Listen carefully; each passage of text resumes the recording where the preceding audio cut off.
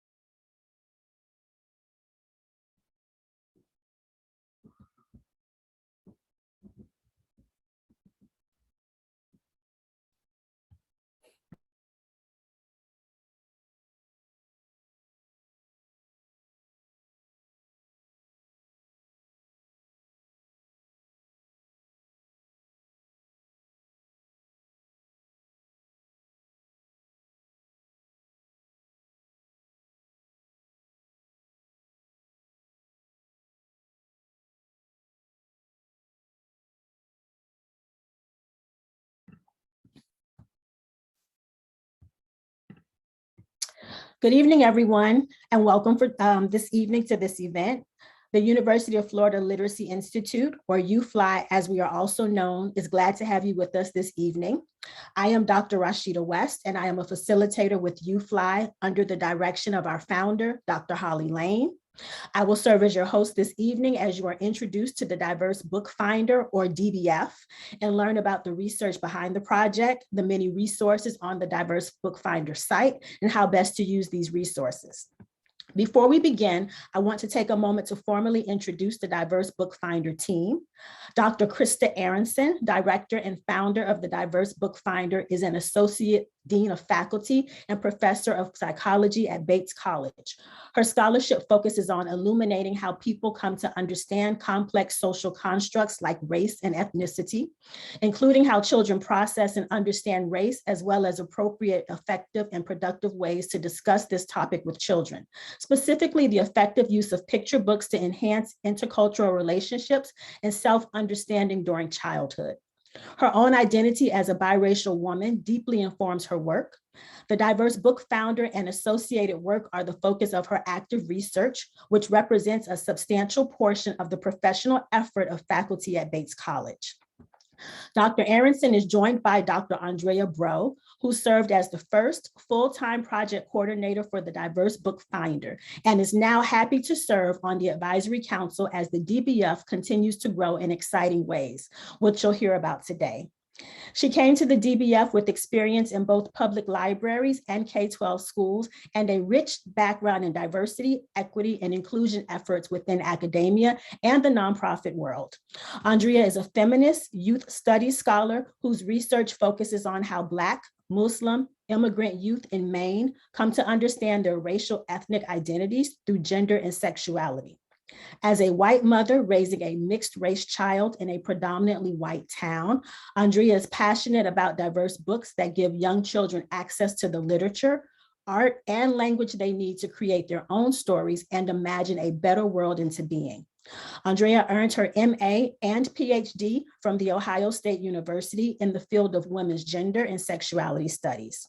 She currently leads professional development workshops on diversifying the curriculum for K-12 educators in Maine. During this webinar, you are welcome to ask questions by using the Q&A button at the bottom of your screen. We have UFLI and DBF team members joining us who are ready to address your questions. If you patiently listen along, the DBF presenters will likely answer your wonderings during the presentation, but we will be keeping track of your questions so Dr. Aronson and her team can address any unanswered questions at the end of the webinar. Also, we have enabled closed captioning. If you select the live transcript button at the bottom of your screen, you can then select subtitles, which will transcribe the session and scroll it across the bottom of your screen, or you can select view full transcript. This option will open a panel on the right side of your screen and show an ongoing transcript as though it were a live chat. Now, after much anticipation, I will turn it over to the DBF team. Thank you so much, Rashida. I'm so happy to be here today representing the diverse BookFinder, deepening our connection with the University of Florida broadly, but more specifically with UFLI. It's really wonderful to get a chance to get to know you and to share a little bit about what we're doing that we hope supports your efforts as well. So I'm Krista Aronson. And just to give you a sense of the flow of the conversation today, I'm going to start off by introducing you to the Diverse BookFinder. And then I'm going to hand it off to Andrea to talk specifically about how the resources can be used within an educational and literacy context. And then I'll close it off by sharing just a couple of more facts about the Diverse BookFinder that you might find helpful. All right, so that's the roadmap. Now I'll get started. It might be helpful to understand a little bit about how a psychologist like me came to the world of children's literature and into the co-founding of the Diverse BookFinder. So it all started about 12 years ago when my oldest daughter was about 5, and gosh, it must have been longer than that, but we'll just stick it a while ago. When she was in kindergarten, first grade, her school went through a redistricting effort that brought together 2 communities that had previously been in separate schools, one being a predominantly, almost exclusively white community, and the other being a community of our newest neighbors who were largely Somali refugees at that particular point in time. And I watched with a lot of curiosity about what this was going to be like, particularly for the students to come into contact with one another. And I got unique windows in through my own child's experience. We talk about race and culture as a family quite regularly from an early age, in part because that's what I do as a scholar. And so she would bring home questions to me like, hey, Mom, am I Somali? And we would unpack that and I would offer my answer. And the short version is, you don't have a live and active connection with Somali culture. Okay, so she would then come home, she would go to school and she'd come home a couple days later and say, so can I play with Somali kids? Because my friends say if I'm not Somali that I can't. And it kind of, the conversation continued on through what was a final straw for me was when she said, we played dodgeball at school today. It was Somali against non-Somali, which really led me to believe that the kids needed a little bit of support. I happened to be on sabbatical at the time, and one of the unique privileges of being a faculty member at an institution like Bates is that I periodically get opportunities to get paid to think about whatever I want to think about. And that's what I wanted to think about, how I could meet my community where they were and support the children as they navigated this transition in a healthy and pro-social way. I took a look at research that was being conducted in psychology and came across some very interesting work being led by Rupert Brown and Lindsay Cameron in the UK. They were using picture books to build bridges across difference, and specifically difference between immigrant Somali and longer term non-Somali residents within their communities. So it piqued my interest immediately. I reached out and Dr. Brown responded favorably. And we wrote a grant together that allowed me to spend the rest of my sabbatical with my family in England, working on the project to better understand the books that they were using, the interventions they had created, and what they were learning. I brought that back to my community, and we wrote another grant and carried out a collaborative international study of what we now call cross-group books. And those are books where children are depicted having fun and playing across difference. And the data show that those types of books open opportunities for children internally. When children see those like themselves playing with others who may differ in a significant way, it doesn't really matter the difference. Now we know it can be gender, it can be ability, it can be race, it can be culture. But when children are exposed to stories where they can see them, characters like them, playing with characters who are not like them, it reduces their anxiety about doing that themselves, makes them more open to having those sorts of relationships. And ultimately, when they read these stories, it can also lead to lower levels of prejudice. That's how I came to the children's literature world, through that research. And Annie O'Brien, another co-founder of this project, consulted with me on that grant. We got to know one another. She's a children's book author and illustrator based in Maine, in case you don't know her. And we started to wonder, what are the other types of books out there? If cross-group books are a thing, what are the other types of books that might be prevalent within the children's literature world, particularly picture books, and what kind of impact would they have? And that's how the Diverse BookFinder was born. Through funds from Bates College, we started to collect picture books featuring BIPOC characters, Black characters, Indigenous characters, and other people of color. Published since 2002 to engage in a careful read using what's called grounded theory to surface the unique messages that these books might send. And I'll talk a little bit about what those messages are in a moment. First, I'd like to share some of the information about, beyond cross-group books, why these books matter and why it's important that we engage with, seek out, and use books featuring BIPOC characters. I will drop into the chat for you a link that you might find helpful as you think about this work yourselves and why it matters. Everyone. From the beautiful Blackbird Children's Book Festival. If you're not familiar with the beautiful Blackbird Children's Book Festival, it is something that the Diverse BookFinder has co-sponsored for the past 2 years with a couple of other Maine-based organizations. A completely online festival that features a series of books, provides read-alouds, author interviews, and curricular materials. So check that out if you're not familiar. Also in that universe of the beautiful Blackbird Children's Book Festival is a research page that the Diverse BookFinder team has created to help understand why these books matter. They matter because they can affect attitudes. Children who are engaged with multicultural literature from a very early age, even as early as infancy, can have an effect on the development of biases that occur in later childhood and in later life. Children who are read books featuring multicultural characters or BIPOC characters, we see changes or an influence on their identities, the types of attitudes that they develop about their own groups, their own group membership, and other groups in their connection or feeling of connection with other groups. Psychology, we call it their inclusion of other in the self, or their ability to connect with and see connections between their own experience and the experience of others. It is also, multicultural books are also important because they influence literacy. Children are more likely to want to read, to be able to connect with the characters in a book and develop or indicate greater comprehension and recall of story information when they can connect with the characters that they're reading about.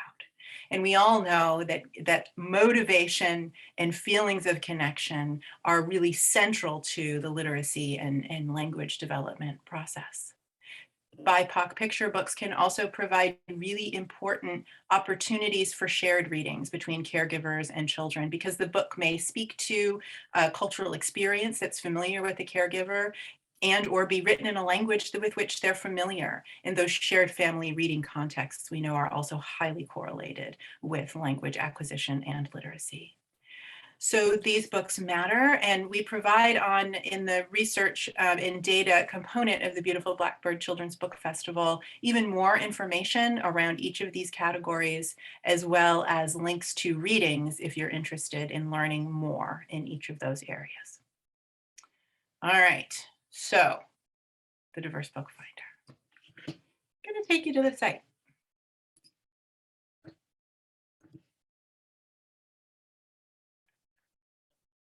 I'm going to take you to the site in just a second.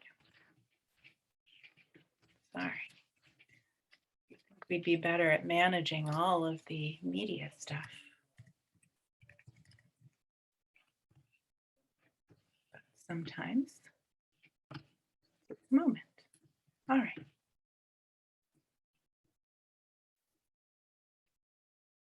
So what are we? What is the Diverse Bookfinder? We are a unique circulating collection of over 4,000 books at this point, featuring picture books, featuring BIPOC characters published since 2002. We strive to collect all depictions available within the picture book context. And our collection, one of the unique aspects of our collection is it is a circulating collection, meaning that you can check out books from the collection at any time using interlibrary loan. We do have a blog post where we discuss that and how, and I will make sure that that gets shared with you as a link at the end of the session. There you can check books out directly from the Diverse Bookfinder through the CBB CAT. Also, oh no, wait, you can see this through MainCat or through WorldCat, and we provide instructions on how to do that at the Diverse in that blog post. All right. So we are a unique circulating collection. And we are a search tool. And I'll let Andrea talk a little bit more about that search tool, but I want to take a moment and talk a little bit about some of the language undergirding our search that you might find interesting. So in reviewing books published since 2002 using grounded theory techniques, we have uncovered a series of categories that capture the dominant messages that we find within multicultural children's picture books. And you can find them looking at our categories by accessing the About link on our homepage up at the top. So within the context of our categories, we've identified 9 messages that can be said to characterize the majority or all of the books that are published within this space. Some of the books are any child books, and those are books featuring BIPOC characters in which race, ethnicity, tribal affiliation, etc., are not central to the story. Elements may be present, but they're not essential to the plot or could be changed without altering the storyline. A classic example of an any child book is The Snowy Day. That book is about an experience that any child might be having on a snowy day, but happens to feature a visibly Black identified character. There are also beautiful life stories, which, unlike any child stories, focus specifically on identity. So these are books in which the race or ethnicity or culture of a BIPOC character drive the storyline. The explicit focus of the book is on diverse expressions of human experience, depending on these elements to drive the storyline. Biography books are fairly self-explanatory, narrative nonfiction books about the life of a particular person or group of people. Cross-group books, as I mentioned, are also one of the categories that we use to identify books that published since 2002. Folklore is also a category. It's largely self-explanatory, but we do deviate in that we do not include religious, foundational, or origin stories or indigenous, traditional, or sacred stories in our folklore category. Rather, we call those beautiful life books. There are incidental books, or books where there are a number of BIPOC characters who may be secondary or background characters. There might be a white protagonist or an animal protagonist, main protagonist within the book, or the story may be not about touring New York City with a BIPOC cast kind of moving along in the images, but not having a speaking role or being identified by name within the book. There are also informational books, narrative books with or without a storyline that present factual information, oppression and resilience stories, books about group-based injustice and struggles for justice, include stories about people of color who experience and or resist enslavement, internment, imprisonment, violent conflict, persecution, or forced displacement. And finally, we have race culture concepts. They're the ABCs and 1, 2, 3s of race and culture. meaning that they focus on fundamental concepts that are typically used to explore or compare specific aspects of human difference.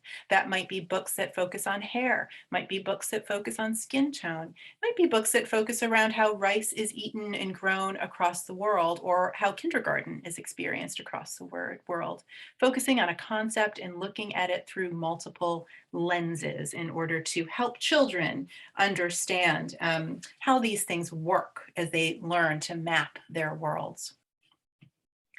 So these categories allow us to do some interesting things within our search tool that Andrea is about to show you that really aren't possible anywhere else. When I entered this work, one of my initial observations was that the Library of Congress subject headings, which is the dominant taxonomy in this space, or even BSAC subject headings or taxonomies, which are used by booksellers to decide where to shelve books in their stores, they tend to focus more on what's happening in the book than who is in the book. And so, one of my favorite examples of this is the sandwich swap, which is a wonderful story written about two girls, friends. One is a white American girl, and the other is an Arab American girl. And they get into a kerfuffle over lunch. One makes a comment about chickpea paste and how she's glad she doesn't have to eat it. And the other retaliates and talks about how peanut paste really isn't that much better. And they have to resolve this. It's a fun story that there is conflict, but it ultimately gets resolved in the book. The Library of Congress subject headings focus on sandwiches and toleration, neither of which are how I would go about surfacing or discovering a book that might help me with classroom dynamics like the ones featured. On the Diverse Book Finder, you can access that book in a number of ways. First and foremost, maybe by searching for race or ethnicity that you're interested in focusing on at a particular point in time. And Andrea can talk a little bit about how. So we come at it with opportunities to think about who is in the book. Combine that with what the book is about, and you get additional traction in understanding maybe what a primary purpose of a book is or how it might be used within a classroom context. So you might be interested in, if you were experiencing dynamics like the sandwich swap, you might click white, Arab, and cross group, and guess what? The sandwich swap and other books that deal with friendships across that particular type of difference would be surfaced and you'd be able to access them. I think I'll pause there and pass on to Andrea to take a little bit more of a deeper dive into these things, particularly within the context of educational settings. Awesome. Thank you, Krista. Yeah, so I will definitely walk you through the search tool, but I actually want to start and work my way backwards and talk a little bit more about what Krista just mentioned, how to use this in classroom settings and in schools. So I've had the privilege, being an advisory council member for the last couple of years, to work doing largely online remote workshops with K through 6 educators around the Diverse Book Finder. And so I've had a chance to really think through these things, and I'd like to, tonight to sort of share some of those lessons learned in the last 2 years, and to think more about, Krista already shared why diverse books matter, but to think more about why diverse books matter, particularly right now in this, what some are already calling a post-pandemic. I'm not ready. I don't think we're ready to call it post-pandemic, but in this post-pandemic context of schooling and education, and the impacts that has had on your students. And so the work that I've done in the last 2 years has made it crystal clear that you educators are not just dealing with or juggling the various learning standards, educational targets, core curriculum, but that you're doing all of that in the context of major shifts in learning trajectories due to the pandemic. And educators, and I'll just say you, because I would assume most of you on here are educators yourselves. You are those more than essential workers that have been keeping our students going these last couple of years. You're also facing the increasingly complex social emotional needs of your students in this we'll just call it a post-COVID world. So in our work with educators, we haven't asked them to add on to what seems to be an already unsustainable workload, and increasingly so. But instead, what we do is we've opened the space for dialogue about how to incorporate diverse books into the important academic and social emotional work that you all are already doing with students. And all of that work is in service to creating more just and equitable learning environments that directly address the impact of the pandemic on your students. And diverse books, as Krista mentioned, can be huge for that, right? She mentioned that they help with identity development, with real world attitudes around race and ethnicity and bias. They support literacy, kinship, family making, right? The things that are essential for literacy skills to take root. But I also want to think about how diverse books support the work of connecting social emotional learning goals to conventional academic subjects, like English language arts and literacy, social studies, and STEM as well.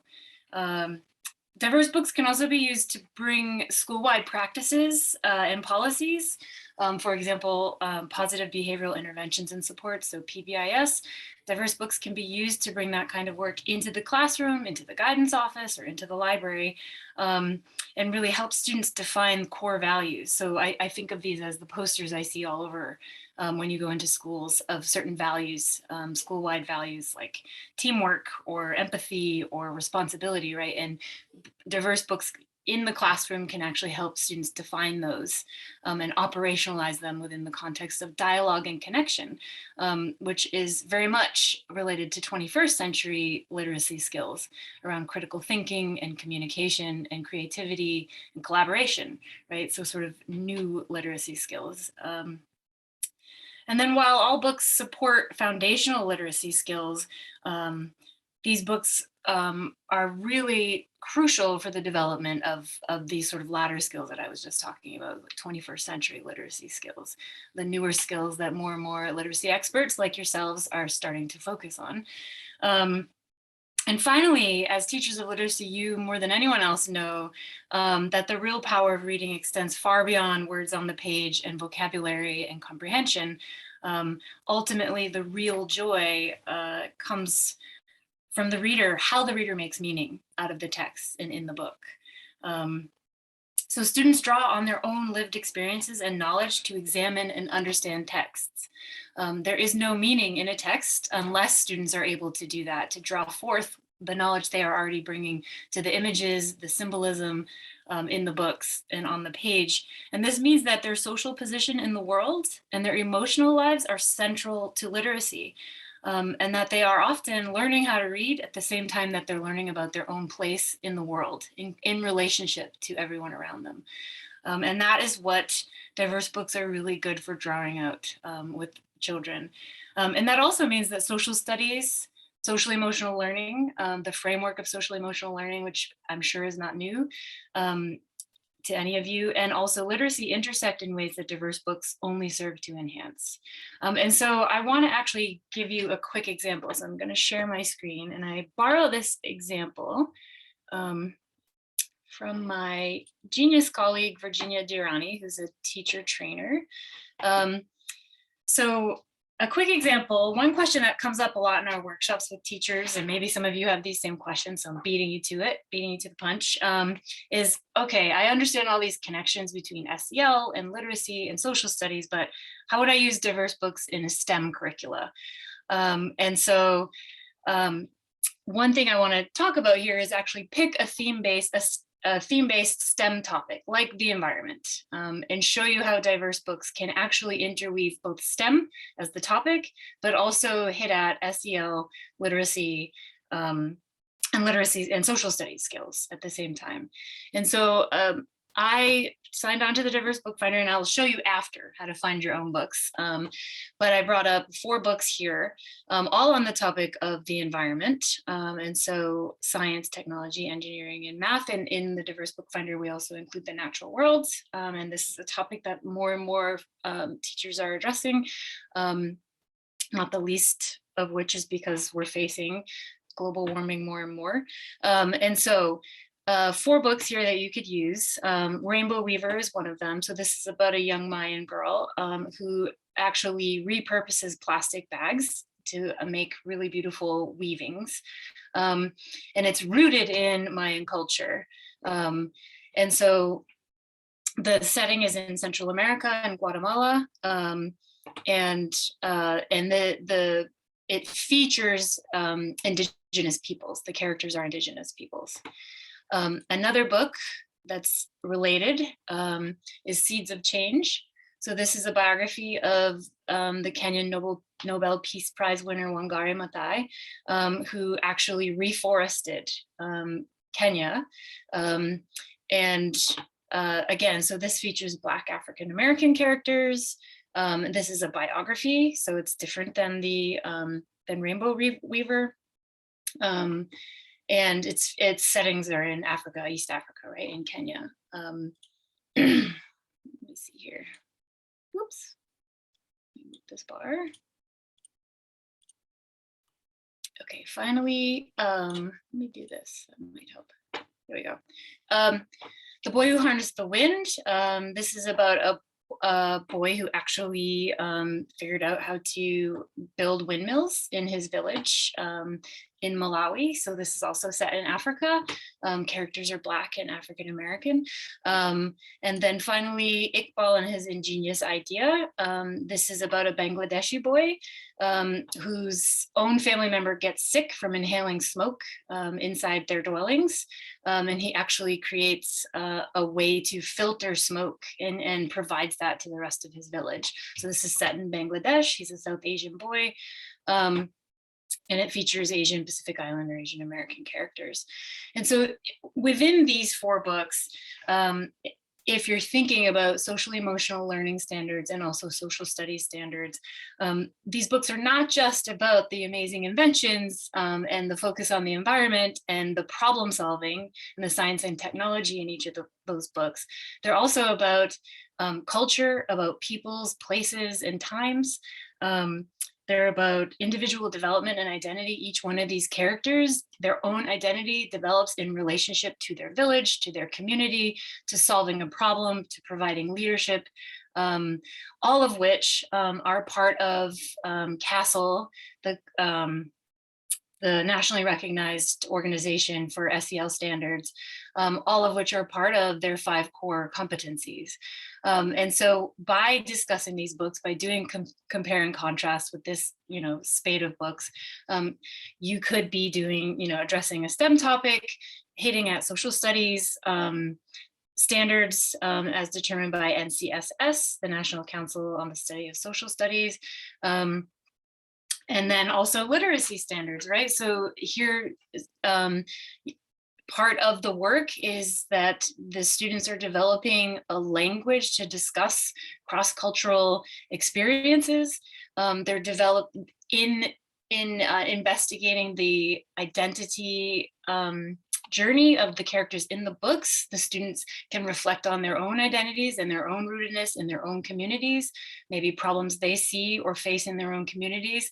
And there can be collaboration and dialogue around problem solving and how to be a leader in their communities. So this is just one example of how even a STEM topic can hit at sort of all of these connections between supporting literacy, particularly newer standards around literacy, but also social studies and social emotional learning, which is hugely important right now in the context of the pandemic. Okay, so now I want to show you quickly how to actually search the collection.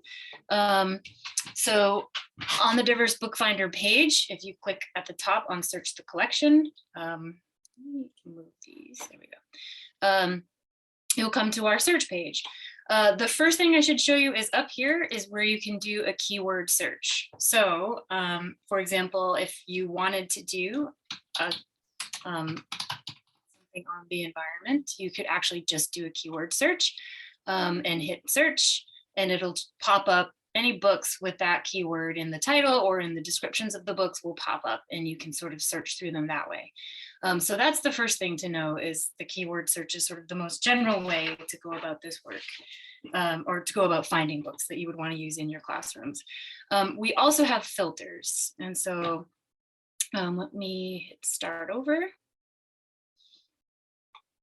So one of the filters is what Krista already talked to you about, which is our categories, which you can see here. And the cool thing about our search page is that there's these little question marks actually give you the definitions of our categories, but they also give you the definitions of each of our other filters. And so, and you can choose multiple filters at once. Like Krista was saying, if you were searching for race culture down here, right, and you wanted to find the sandwich swap, right, you could click on, or any other book similar to cross group books, you could click on Middle Eastern Arab right here, and you'll see here that the filter is highlighted, and then you could also click on cross group. It shows you the filters you're using, and it tells you how many books match that search, and then you can go through the books, and I'll show you quickly the book pages. Once you click on a book, it will actually tell you if it's fiction or nonfiction. It will give you all the categories that we have attributed to it. I'll show you more about the content filter, but this one tells you right here that it includes STEM in the book content itself. It gives you where the book itself is set. So in this case, it's Canada. Gives you the ethnicity of the characters in the book.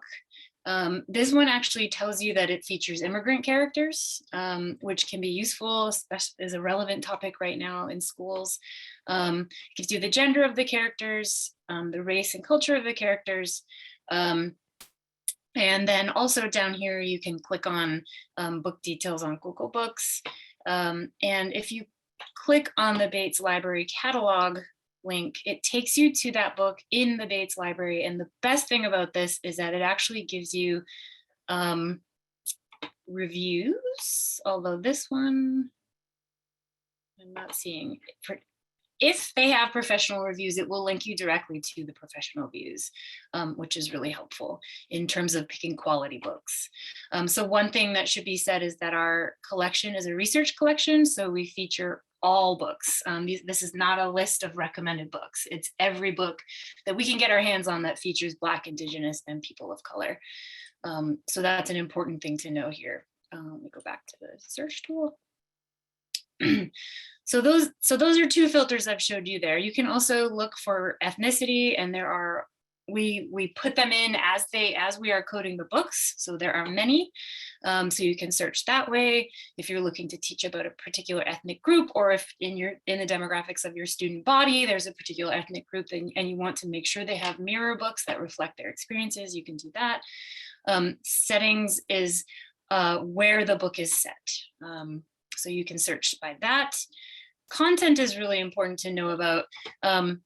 So STEM is one I just talked about. This is actually about not necessarily the characters, but about the content of the book itself. What are the topics within the book? And we have coded for some of the hottest topics that we found that teachers, parents, librarians, and educators want to search and find. And so we've got activism, adoption. We do include bi and multilingual books. That includes books that even just have a sentence or two of a language that's not English. We code for books that depict people or characters with a disability or that make ability part of the storyline.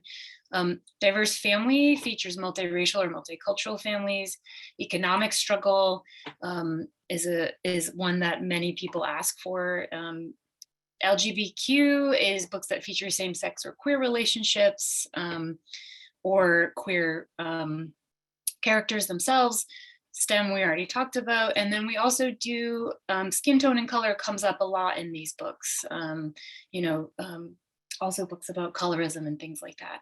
And so you can search by the content of the book here. Genres is helpful if, for example, you want nonfiction books, if you want to be teaching about nonfiction books, or teaching with nonfiction books. The other way you can do that, obviously, is biography is nonfiction, and then informational books. A lot of our nonfiction books are in there. So that's another way to find nonfiction books, and or just search keyword, right, for a topic that you may want to teach about or use in your classroom. Because we have books featuring Indigenous, Native American, and First Nation characters, we also code for tribe and affiliation. So if you're teaching about a particular tribe local to your area, wherever you live, you can actually search that way too. And like ethnicity, we put those in as they come up in the books. Immigration, I mentioned, this is a really useful one if you're doing a topic on immigration, or again, if you have a large population of immigrant students in your schools. We also code for characters' genders, and the definitions of all of those are here, which is really helpful. And then religion, similar to ethnicity and tribe, we put these in as they come up in the books. And so, in other words, you won't see every religion listed here. You'll see just the religions that come up as we code the books that come up here. So that's the search tool. I want to look at time. I have a few more minutes. So the last thing I kind of want to show you is that in terms of thinking about lesson planning and curriculum development, our blog is super helpful. And I actually pulled some up, but this is what the blog looks like. You click on highlighted books or news and views to get to our blog. You can do keyword searches in our blog. So for example, MLK, you could search that if you're doing something on MLK Day, anything we've done around MLK or books that we recommend for MLK programming would be in there. And so that's one good thing to know. We also have these book lists, which we occasionally update, or we update as often as we can, that are just hot topics. Again, topics that people have said, hey, I really want recommended books in particular on holidays, so I can teach a particular holiday in my class. You can click on these here and they'll give you just, these are the only book lists we make, you'll find here. Otherwise, our collection is our entire collection. Again, not necessarily all recommended books. And so I just want to show you quickly some examples of ways to incorporate these diverse books into the curriculum.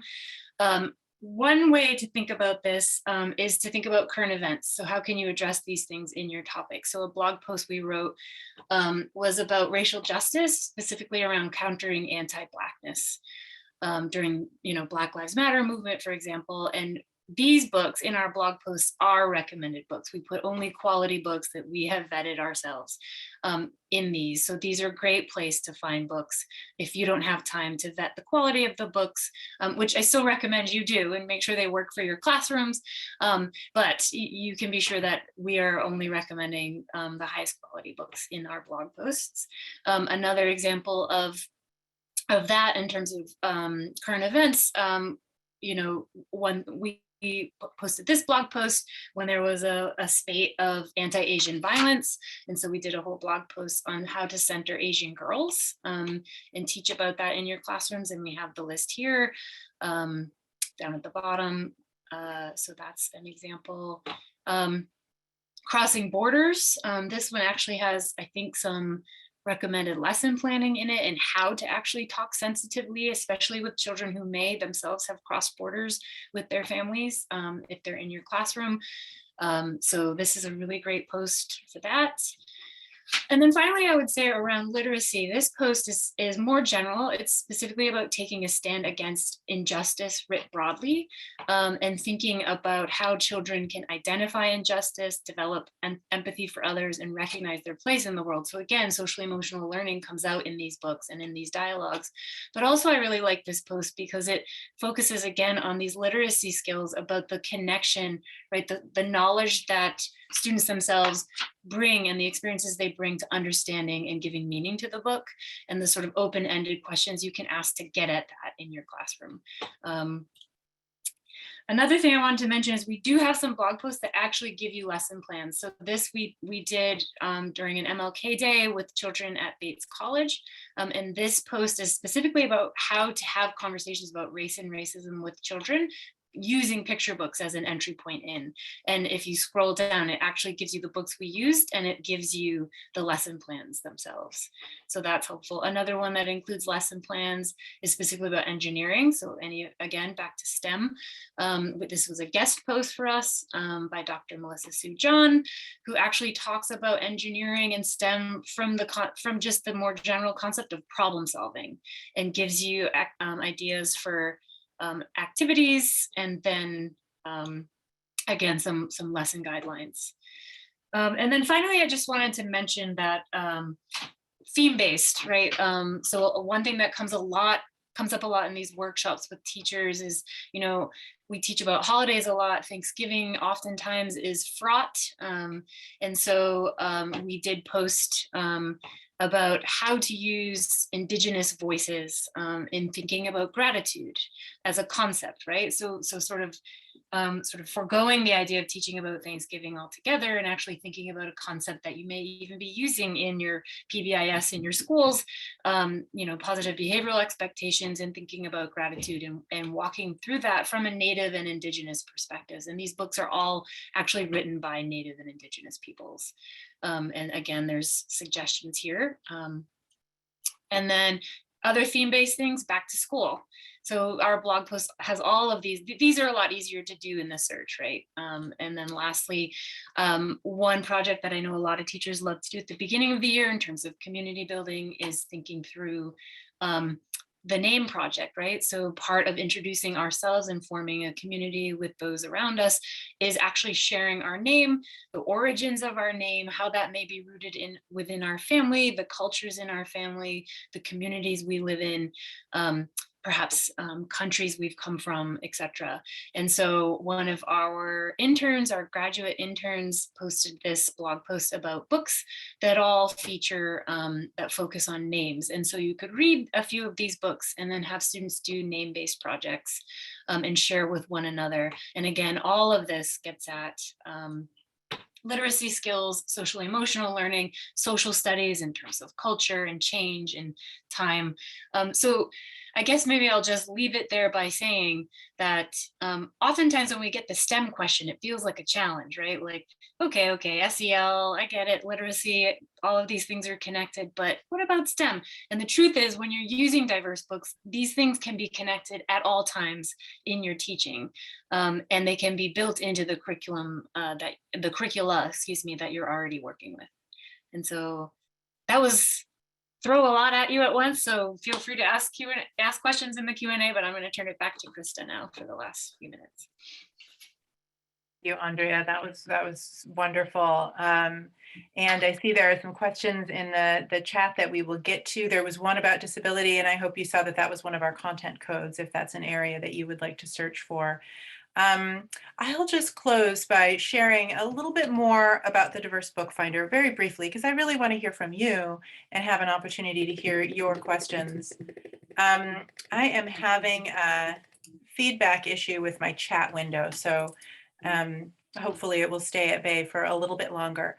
But so we are a unique circulating collection, we are a search tool, and finally, we're a source of critical data.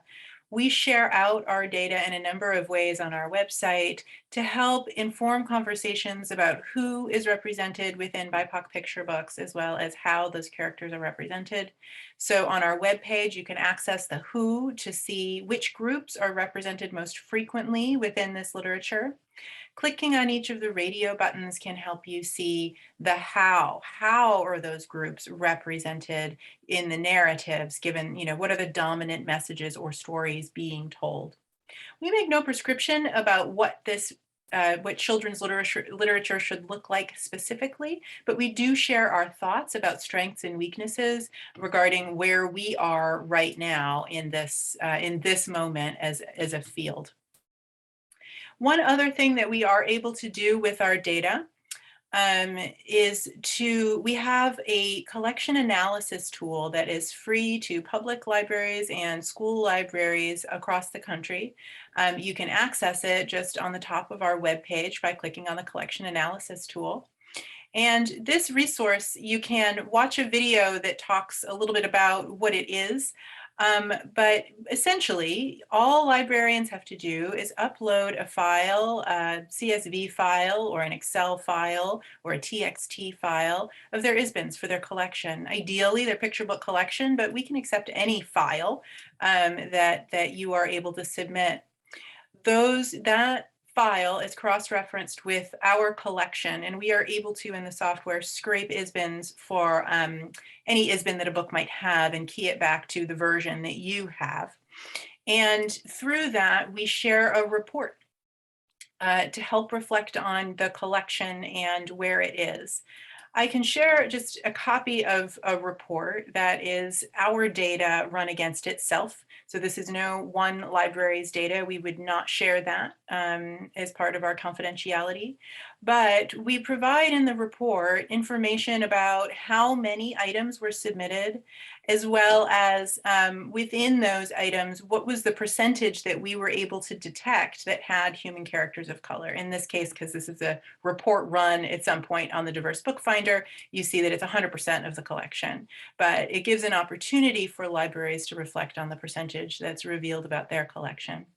In addition, we provide information about who is represented in your collection to help you think about strengths and gaps in representation on the shelves, as well as the comparison information about what's available nationally to help you think about and contextualize your own collection in the national market. After reminding librarians about our categories, the how, what type of story is being told, we share graphical information about the library collection that helps to understand who is represented within each of the categories. So, taking a look at this bar graph, I can see that if this were my library collection, I might want to expand in some key ways in order to advance or enhance the number and type of stories that are being told about a particular group in order to better capture their full humanity. So in this case, if I look at the Any Child books and I see a really small red band, and that would be Mina characters, the next time I'm thinking about buying an Any Child book or a book with a Mina character or a book with a Mina character, I might try and pinpoint this particular message in order to expand. Although, as you can see in this graph, which is what's available nationally, that Mina characters seem to be underrepresented in each category overall. Within the report, this information is also depicted in a tabular form, and users can click on their form directly to be taken to a results page to help, let's say, enhance a collection with Indigenous characters that are about race and culture concepts. If you were to click that cell, it would take you to the site and give you an array of books to choose from. And finally, we provide direct links to census information in order to inform thinking about whether or not the books on a particular shelf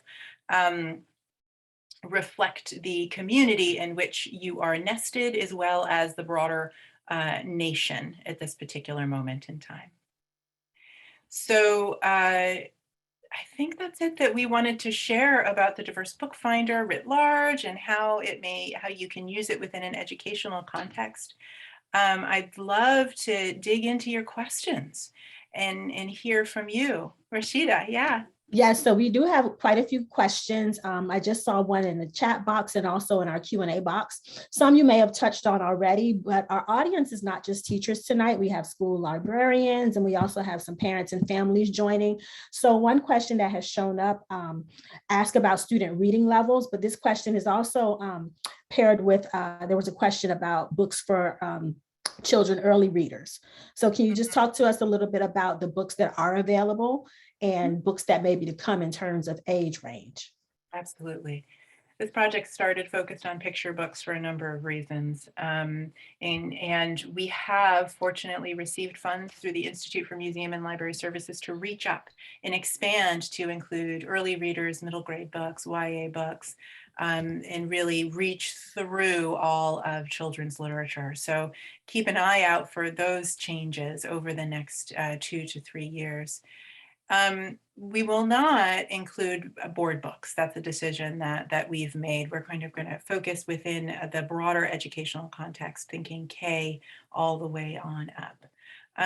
There isn't information about the level of reader on the website at this time. That may be something we expand into down the road, although we don't have immediate plans to do that. But I know it would be helpful. I think the challenge is that so many different rating scales and figuring out how to tackle that on the large scale that we have with the thousands of books that we represent and the tens of thousands of more that are coming. What other questions? There's a question about, so the Diverse Bookfinder gives those who are searching the ability to search for different characters and backgrounds and things like that. But there's a question about author identity, and if there's a way to search for specific authors who maybe be Black, Indigenous, LGBTQ. Is there a way to search for specific authors to give authors support? Perfect question. Do you want to take that one, Andrea? Yeah, sure. So we would call those, or not we did not coin the term, but the term that you often hear for that is own voices books. And currently we do not code for author identity. That's a bit trickier, right? So a part of that is about how authors self-identify, how authors and illustrators self-identify. Mhm. And so the sort of the thinking around that right now is that it would be a lot harder to do that and sort of make sure that we're honoring folks' own self-identities in that work. Krista, I don't know if you want to add to. Yeah, no, that's perfect. I mean, we've taken a couple runs at this. We know that it's something that's important to consider when evaluating a book. The trick is that on the scale that we have with 4,000 books and thousands of authors and illustrators, that in our review of what's available online and author interviews is that only a small portion of those share their own personal identities. And we do not feel as though it's appropriate for us to label people in any other way, based on how they look, for instance. As a mixed race person, I can tell you from personal experience, that's a tricky one. And so that's an area that we haven't gone into at this time. I also think, but we will be sharing and expanding the information that we share about quality as part of this new grant that I mentioned that will allow us to reach up. And so what are the areas that are essential to quality within BIPOC literature writ large? Is it an authentic story? Is it a strong literary example? Is it absent of stereotypes? Was it created by someone who is from the group being represented or who went through efforts and a process to ensure that the quality of the story was maintained despite the fact that they may be writing across the gap? Those are some of the features and bits of information that we hope to add to the website. We make no prescription, and we are a website that includes all the books. And we feel as though that's important given our role as a research collection and as a source of critical data to help us track where we are. But we will be providing additional quality information soon. And I would also add our blog posts. When we do blog posts and we recommend books for a particular kind of topic or lesson, in those cases, we strive most of the time, all of those authors you see will be own voices authors. So most of them will be BIPOC authors as well, and illustrators. To piggyback off of that topic of BIPOC author representation, there's a question about just more student representation through native language books. So for example, if a student is from Malawi, are those who are looking for books able to find books written in that language? Mm-hmm. That's a great question. And Mindy, I see your question in the chat. Yes, you absolutely may share that link. If I touch my chat, it will make weird noises. So that's why I'm doing it verbally for reasons I don't understand. And so language. So we do have a multilingual, bilingual tag in the content code. And we tag for that broadly, as you can see by clicking on that question mark. If you're interested in a particular language or dialect, I might suggest combining that code or that tag with other more specific national or ethnic or racial, probably national or ethnic tags in order to narrow that search down and identify a book that is that fits your needs. For those of you who don't know or haven't seen, the Diverse Bookfinder is hosting a National Endowment for the Humanities Summer Institute. Unfortunately, the application period has closed. But in that institute, we'll be taking a deep dive and providing supports on that very topic. And so the topic of identity, multilingualism, and literacy, and how to surface and discover books on that topic, as well as how to use them within a classroom context. Good. Is there a way to recommend or request categories of books not yet added to the BookFinder? We are very accessible by email, and you can find on our contact page ways to contact the Diverse Bookfinder generally or me individually. I welcome all contact and suggestion and ideas. We want this resource to be useful and usable to those who access it, and we are growing in significant ways. If there's an area that you would like to see, we would like to know about it, and we'll make every best effort to expand in ways that are meaningful. I can't promise that we can meet all needs at this time, but I really welcome the contact and conversation. I have two really important questions to ask. First, can you offer some guidance and support for new teachers who want to bring the Diverse Bookfinder into their classrooms and into their schools? How can they navigate conversations about the Diverse Bookfinder with their school leadership? It's a great question. I bet you get that one, Andrea. You want to take that one? Sure. I will, after I answer this, I'll post, we do have a blog post actually with 2 of our advisory council members who addressed this question specifically. How do I advocate for the use of diverse books in my institution, wherever I am, my library, my school? And so I'll find that and post it in the chat after. I think a big part of this is thinking through a lot of the curricula and a lot of the policies and practices that already exist in the school, and how the Diverse Bookfinder and or diverse books fit within that, those practices and policies. I think that makes sort of the advocacy for diverse books, especially if you expect to possibly receive any resistance, if you can use the language that the institution is using writ large, and advocate from within that institution, it makes it a little bit easier to sort of convince folks that it's a tool that will serve literacy, social studies, curriculum if you have that, and specifically social emotional learning. I know that's becoming much more of a national trend, particularly again post-pandemic, and so I think finding out the language and the mission and the values-based work that's already happening in your school, and being able to put this in a similar language as part and parcel of how we do that work, and how we do that work in the best ways possible, is one thing. And Krista, I don't know if you want to add. I'll try to find that blog post. No, I think that was great. I mean, the only thing that comes to mind for me in talking with teachers and observing you all do the workshops with educators is that this isn't an add-on, it's part of the work. You can accomplish and utilize books within that are featuring BIPOC characters to transmit and teach the same skills and lessons that you could use any book to do. And so I think when folks kind of realize that and say, oh, so I'm just using this book to do the same thing, it becomes a different type of conversation. My second very pressing question is really timely and also urgent, because we're talking about a diverse book finder. So books that have diverse characters and address really critical topics at a time where we're seeing book bans become national dialogue. So that question is, do you have any resources and information about book bans?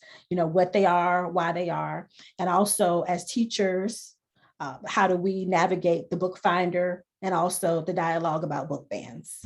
Yeah. Just help us out. A really great and timely question.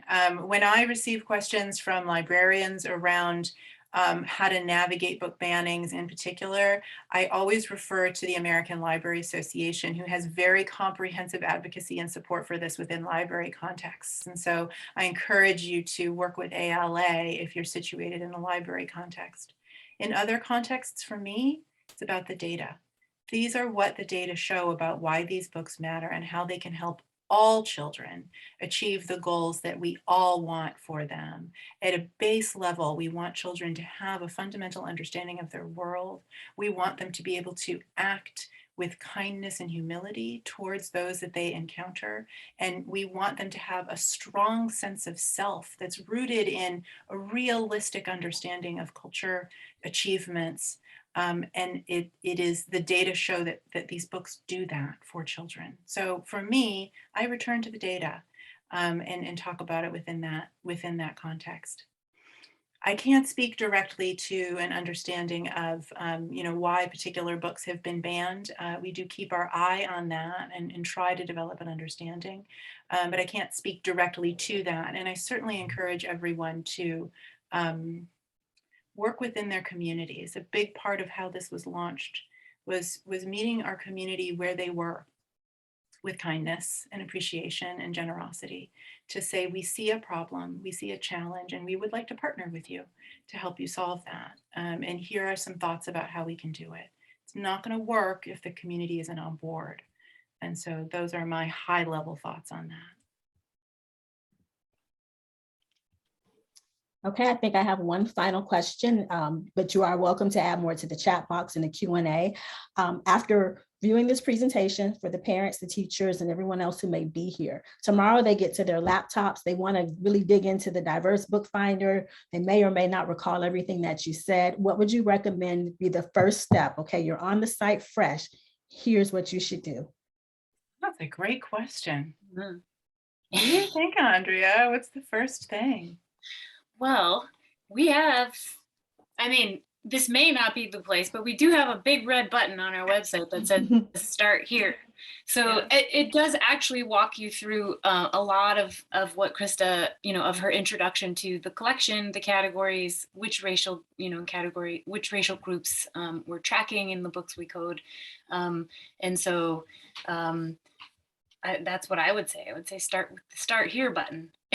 But maybe that's too simple. Aptly worded. That's why we put it there. Yes. And I encourage folks also, when they're using the search page, to not only use it to uncover books, but use it to reflect on questions that you have. Why are you searching for a particular thing? Why do particular books resonate with you when they pop up? What does that reveal, not only about the curriculum, but sometimes it's interesting to interrogate our own personal reactions as we move through the process of identifying books. I'm an identity researcher. I can't help but do that.